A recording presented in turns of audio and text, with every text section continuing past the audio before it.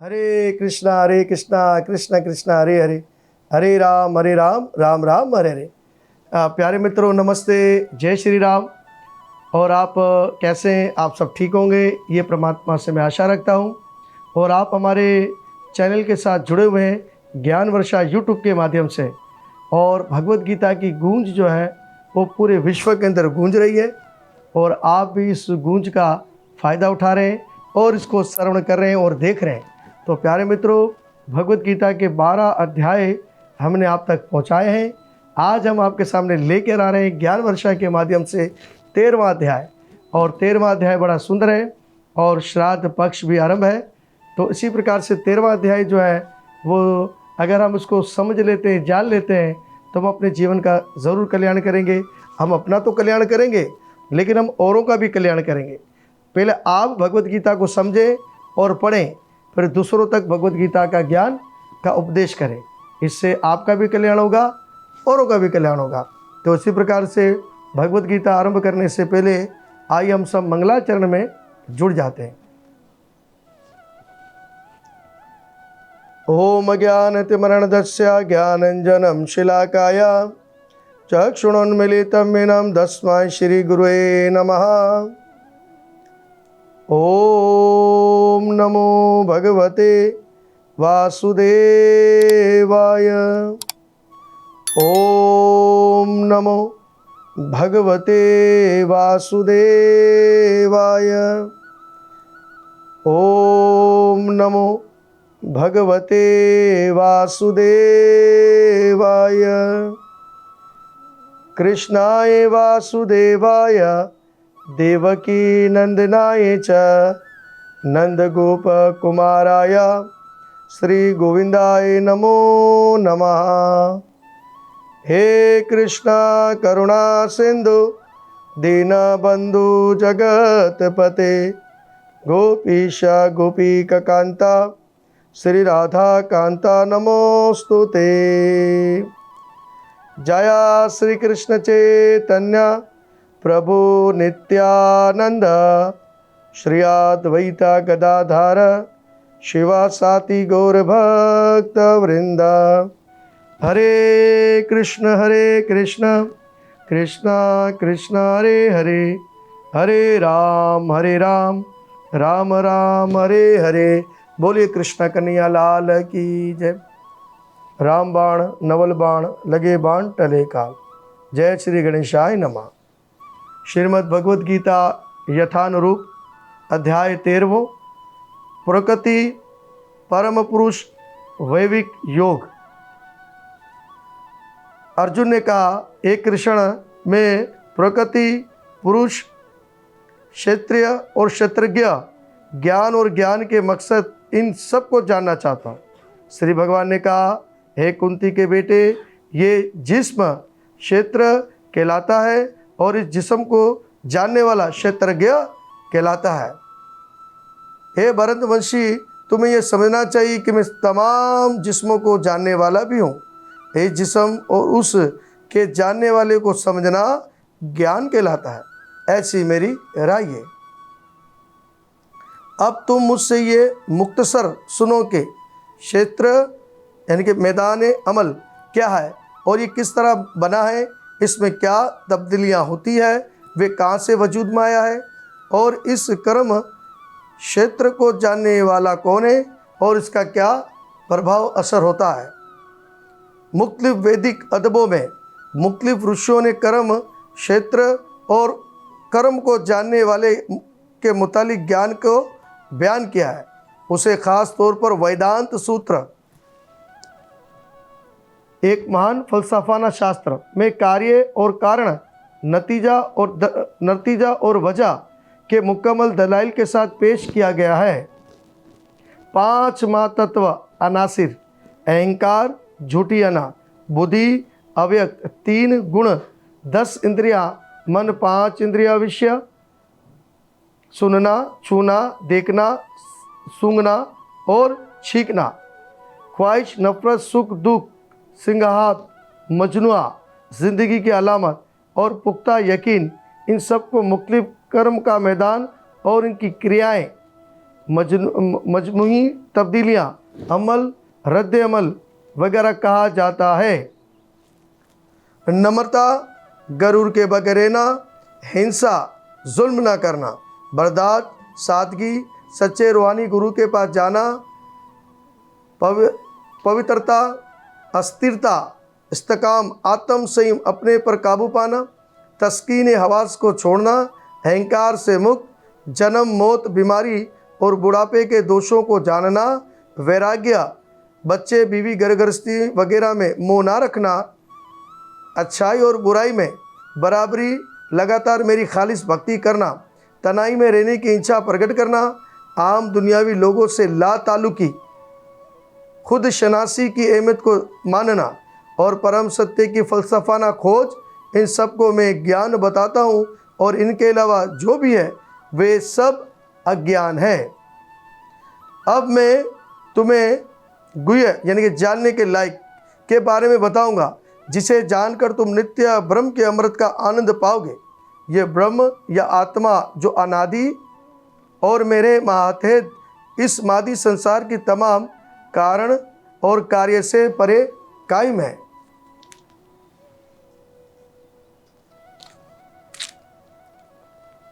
इस परमात्मा के बहुत से हाथ, पैर, आंखें, मुख और कान हर जगह पर फैले हुए हैं।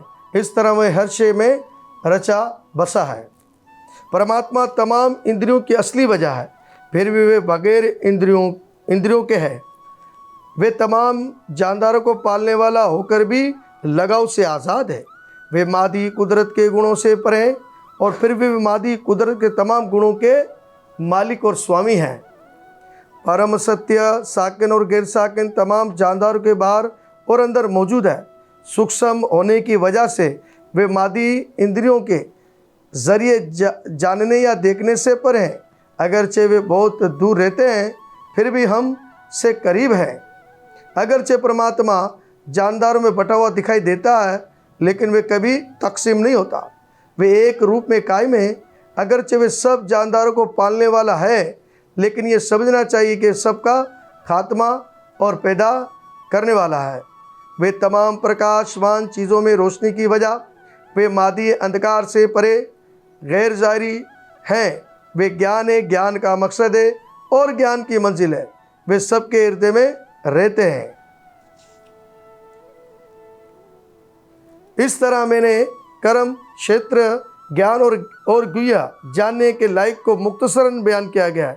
इसे सिर्फ मेरे भगत पूरी तरह समझ सकते हैं।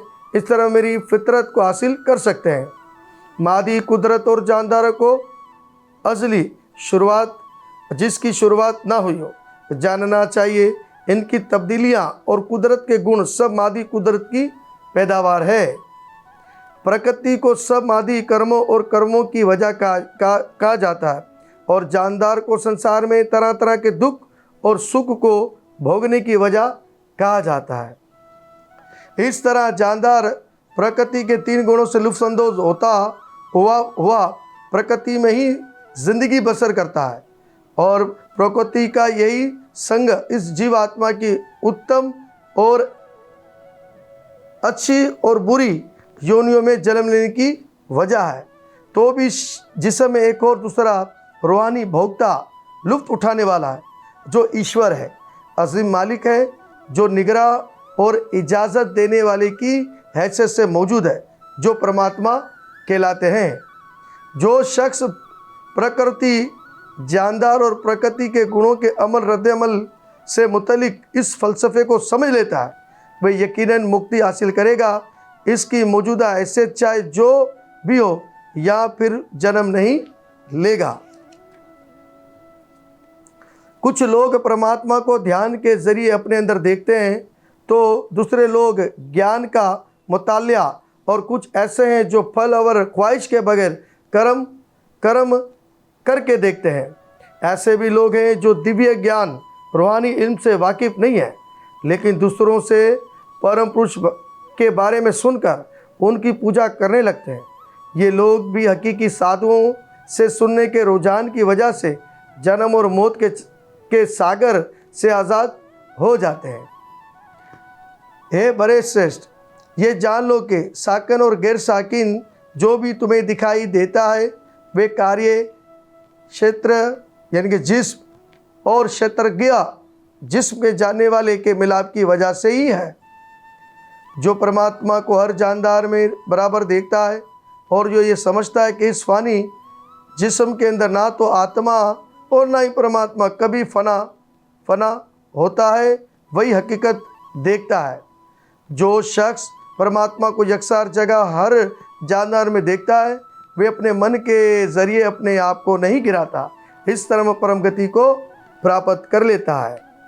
वो ये देख सकता है कि आत्मा तमाम कर्म जिस्म के ज़रिए किए जाते हैं जिसकी पैदाइश प्रकृति से हुई है, और जो ये देखता है कि आत्मा कुछ भी नहीं करता वही हकीकत को देखता है। जब अक्लमंद इंसान मुख्तलिफ मादी जिस्मों की वजह से मुख्तलिफ शाक्तों को देखना बंद कर देता है और ये देखता है कि किस तरह से जान हर जगह फैले हुए हैं, तो वह ब्रह्म बोध यानी कि तत्व ज्ञान को पाता है। रूहानी नज़रिए के लोग ये देख सकते हैं कि अविनाशी आत्मा रूहानी दायमी और गुणों से परे है। हे अर्जुन, मादी जिस्म से ताल्लुक़ के बावजूद भी आत्मा ना कुछ करती है ना ही फंसती है।